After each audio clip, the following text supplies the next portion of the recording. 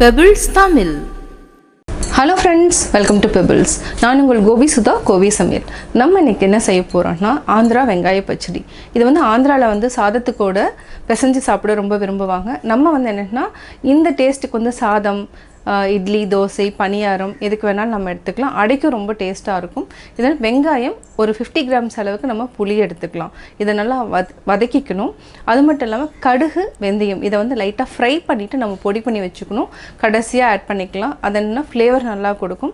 இதை தயிர் சாதம், ரச சாதத்துக்கு கூட ஒரு காம்பினேஷன், அதாவது சைடில் தொட்டு சாப்பிட்றதுக்கு ரொம்ப டேஸ்ட்டாக இருக்கும். வாங்க எப்படி செய்கிறதுன்னு பார்க்கலாம். நம்ம ஒரு கடாய் எடுத்துக்கலாம். கடாயில் 1 டேபிள் ஸ்பூன் அளவுக்கு நம்ம கடுகு போட்டுக்கலாம். ஒரு 1/2 டீஸ்பூன் அளவுக்கு வெந்தயம் போட்டுக்கலாம். இது ரெண்டையுமே நம்ம லைட்டாக வறுத்துக்கலாம். நல்லா வெடிக்க ஆரம்பிக்கிற ஸ்டேஜில் நம்ம ஆஃப் பண்ணிவிட்டு இதை ஆற வச்சுட்டு அரைச்சி எடுத்துக்கலாம். வெந்தயம், கடுகு இதை நம்ம அரைச்சி வச்சுக்கலாம். இது என்னென்னா ரொம்ப நைஸாக அரைக்காமல் கொஞ்சம் கொரகொரப்பாக அரைச்சிருக்கணும். இப்போ நம்ம கடாயை வச்சுக்கலாம், தாளிச்சுக்கலாம். இதுக்கு என்னென்னா நீங்கள் நல்லெண்ணெய் யூஸ் பண்ணிங்கன்னா ரொம்ப நல்லாயிருக்கும். நல்லெண்ணெய் ஒரு 3 அல்லது 4 டேபிள் ஸ்பூன் விட்டுக்கலாம். இதுக்கு நல்லெண்ணெய் அதிகமாக தேவைப்படும். இதுக்கு நம்ம ஒரு 1/2 கிலோ பெரிய வெங்காயம், உங்களுக்கு சின்ன வெங்காயம் வேணும்னா சின்ன வெங்காயம் யூஸ் பண்ணிக்கலாம். நான் 1/2 கிலோவுக்கு கொஞ்சம் ஜாஸ்தியே எடுத்துருக்கிறேன். இதை நீட்ட வாக்கில் கட் பண்ணியிருக்கிறேன். இதை நம்ம அப்படியே போட்டு வதக்கிக்கலாம். நம்ம அதுக்கு முன்னாடியே வெங்காயம் வதக்கிறதுக்கு முன்னாடியே பார்த்திங்கன்னா ஒரு 50 கிராம் அளவுக்கு புளி எடுத்துக்கலாம். புளியை எடுத்துகிட்டு அதாவது நல்லா வாஷ் பண்ணிவிட்டு இதில் இருக்கிற நார் எல்லாத்தையுமே நம்ம எடுத்துக்கலாம். இதையும் சேர்த்து வெங்காயம் நல்லா வதக்குனதுக்கப்புறம் நம்ம புளியும் சேர்த்து வதக்கி அரைச்சிக்கலாம். ஒரு கோர்ஸ் மாதிரி நம்ம அரைச்சிக்கலாம். வெங்காயம் பார்த்திங்கன்னா ஒரு 50% நல்லா வெந்துருச்சு. இது கூட நம்ம ஒரு பூண்டு, அது கூட இதில் கொஞ்சம் ஜாஸ்தி, இதையும் நம்ம ஆட் பண்ணிக்கலாம். கூடவே நம்ம புளி நாரெல்லாம் எடுத்ததுக்கப்புறம் ஆட் பண்ணிக்கலாம். இப்போ ஆஃப் பண்ணிக்கலாம். லைட்டாக வெது வெதுப்பாக இருந்தாலே போதும். இதை ஆற வச்சுட்டு நம்ம கொஞ்சம் கொரகொரப்பாக அரைச்சி எடுத்துக்கலாம். இப்போ நம்ம தேவையான அளவு உப்பு சேர்த்துக்கலாம். இது கூட நம்ம மிளகாத்தூள் 25 கிராம்ஸ் ஆட் பண்ணிக்கலாம். இதை அரைச்சி எடுத்துக்கலாம். இப்போ பார்த்திங்கன்னா இந்த மாதிரி 50% அரைக்கணும். 50% அப்படியே விழுதாக தான் இருக்கணும். அப்போ தான் இந்த வெங்காய பச்சடி நல்லாயிருக்கும். காரம் உங்களுக்கு தேவைன்னா போட்டுக்கலாம். நார்மலாக இருக்கும் காரம். இப்போ நம்ம கடாயை வச்சுக்கலாம், தாளிச்சுக்கலாம்.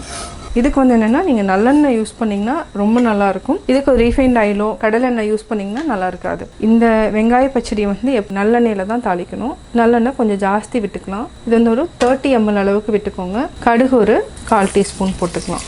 கடுகு நல்லா வெடிக்கட்டும். கடுகு வெடிக்க ஆரம்பிச்சிருச்சு. கடலைப்பருப்பு 1/4 டீஸ்பூன், உளுத்தம்பருப்பு 1/4 டீஸ்பூன். இதையும் நம்ம பொன்னிறமாக வறுத்துக்கலாம்.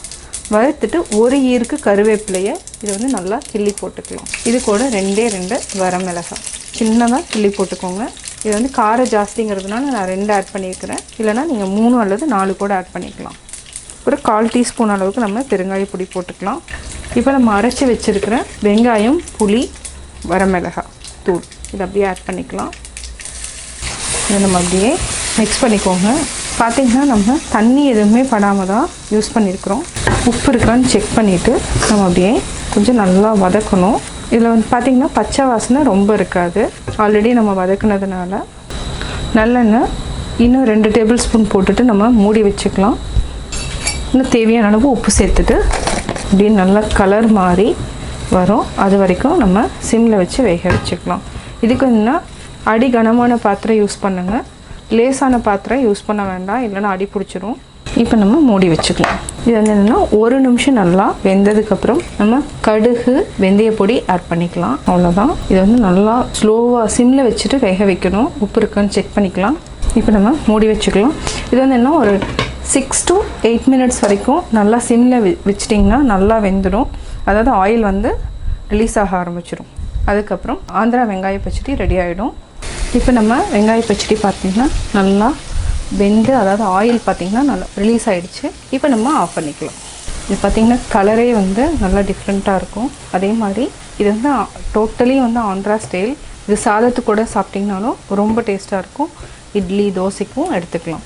இதை நீங்கள் ஸ்டோர் பண்ணி வைக்கிறதுன்னு பார்த்திங்கன்னா ஒரு கண்ணாடி பாட்டில் இருந்தாலும் சரி, இல்லைனா ஒரு பாத்திரம் எதில் வேணாலும் நம்ம ஸ்டோர் பண்ணி வச்சுக்கலாம்.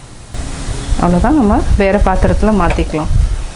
சுவையான ஆந்திரா ஸ்டைல் வெங்காய பச்சடி அல்லது வெங்காய தொக்கு அல்லது வெங்காய ஊறுகாய் ரெடி. ஆந்திரா வெங்காய பச்சடி எப்படி செஞ்சேங்கிறத பார்த்தீங்க. நீங்களும் வீட்டில் ட்ரை பண்ணி பாருங்கள். பார்த்துட்டு உங்களுடைய கமெண்ட்ஸ் எனக்கு சொல்லுங்கள். லைக் பண்ணுங்கள், ஷேர் பண்ணுங்கள், மறக்காமல் சப்ஸ்கிரைப் பண்ணுங்கள். Pebbles Tamil.